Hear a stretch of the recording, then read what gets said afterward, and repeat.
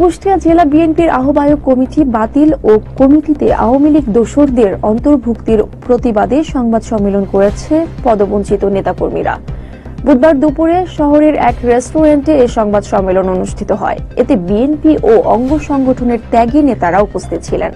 বক্তারা অভিযোগ করেন, জেলা, উপজেলা ও ইউনিয়ন কমিটিতে আওয়ামী লীগ ঘরানা ব্যক্তিদের অন্তর্ভুক্তির ফলে দলের ভেতরে মতবিরোধ সৃষ্টি হয়েছে। তারা অবিলম্বে বিতর্কিত আহ্বায়ক কমিটি বাতিল করে নতুন কমিটির ঘোষণা দাবি জানান। আমাদের আন্দোলন তো আওয়ামী লীগের লোকজন যাতে এখানে সুযোগ না পায়, এটার বিপক্ষেই আমরা প্রথম থেকেই বলে যাচ্ছি। কিন্তু দেখেন, একটি সদস্য তো তারা ছিল। পরবর্তীতে এই যে থানা কমিটিগুলো হলো, আমরা লিখিতভাবে দিছি, কিন্তু কোথায় কোন আওয়ামী লীগের লোকজন আসতেছে সবগুলো আমরা দিছি, কিন্তু তাদের কোনো পরিবর্তন নাই। দিছে এখন রিসেন্ট যে সার্চ কমিটিটা দিছে, এই যে ভাইরা বলছে, এই যে 4টা ইউনিয়নে 5 জন না 6 জন, 6 জনই আওয়ামী লীগের লোকজন আছে। আমরা তো বুঝতে পারছি না, আমরা তো দাবি জানাচ্ছি, আমাদের তো কোনো, আমরা ওই হটকারিতায়ও যাচ্ছি না। আমরা আমাদের নেতাদের কাছে বারবার করে অনুরোধ করছি যে দীর্ঘদিন যারা আন্দোলন সংগ্রামের ভূমিকা রাখছে, যারা জেল জুলুম খাচ্ছে, তাদের যদি আপনারা কমিটি দেন, তাহলে কিন্তু আমাদের কোনো কিছু বলার থাকতো না। ত্যাগীদের যদি মূল্যায়ন করা হতো, তাদেরকে যদি এই কমিটি আনা হতো, তাহলে কিন্তু আমরা সাংবাদিক সম্মেলন করতে পারতাম না। কিন্তু সেটা না করে তারা কি করছে, আওয়ামী লীগের সময় যারা সুবিধাভোগী ছিল, যারা নির্যাতন করছে, জুলুম করছে, অত্যাচার করছে, তাদেরকে নিয়ে আসে এই কমিটিগুলোতে ঢুকাচ্ছে। এটা সেন্ট্রালের কিন্তু নেতারা বলছে, আমাদের নেতা তারেক সাহেবও বলছেন এই কথা, যে তাদেরকে আনা যাবে না। মহাসচিব বলছে যারা এই তাদেরকে পিছনের সারিতে রাখা হোক।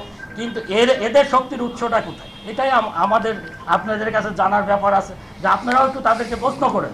যেহেতু আমরা তো এই অভিযোগগুলো আপনাদের কাছে করছি, বলেন যে তাহলে আমরা তো স্পেসিফিকভাবে দেখাই দিছি, আওয়ামী লীগের সাথে ছবি আছে, সব আছে, সেইগুলো আপনারা একটু প্রশ্ন করেন যে তারা কেন এগুলো আনছে।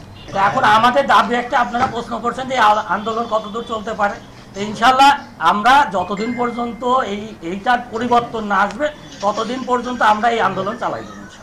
বলতে আমার দ্বিধা নাই। আমি যদি পাশের ইউনিয়নটা যাই, চাপড়া ইউনিয়ন, এই চাপড়া ইউনিয়নের যে সভাপতি ছিলেন এবং কুষ্টিয়া জেলা বিএনপি একসাথে ছিলেন মাহমুদ রহমান ভাই, সে দল থেকে পদত্যাগ করে আওয়ামী লীগের সাথে সম্পৃক্ত ছিল। তাকে থানা কমিটির সদস্য করা হয়েছে। আপনি যদি ওই বাগুলাটি ইউনিয়নের দিকে তাকায়, যে 7 জনের সার্চ কমিটি করা হয়েছে, আলো সক্রিয় একজন হচ্ছে জাসদ কর্মী, হিরণ, যে আওয়ামী লীগ করে, তাকে সার্চ কমিটির সদস্য সচিব করা হয়েছে। এইভাবে অসংখ্য, কারণ প্রতিটা ইউনিয়নে বিএনপি 1000 কর্মী আছে, সেখান থেকে 7 জন লোক বিএনপি খুঁজে পাওয়া যায় নাই যে আওয়ামী লীগকে আনতে হয়েছে। কারণ কি?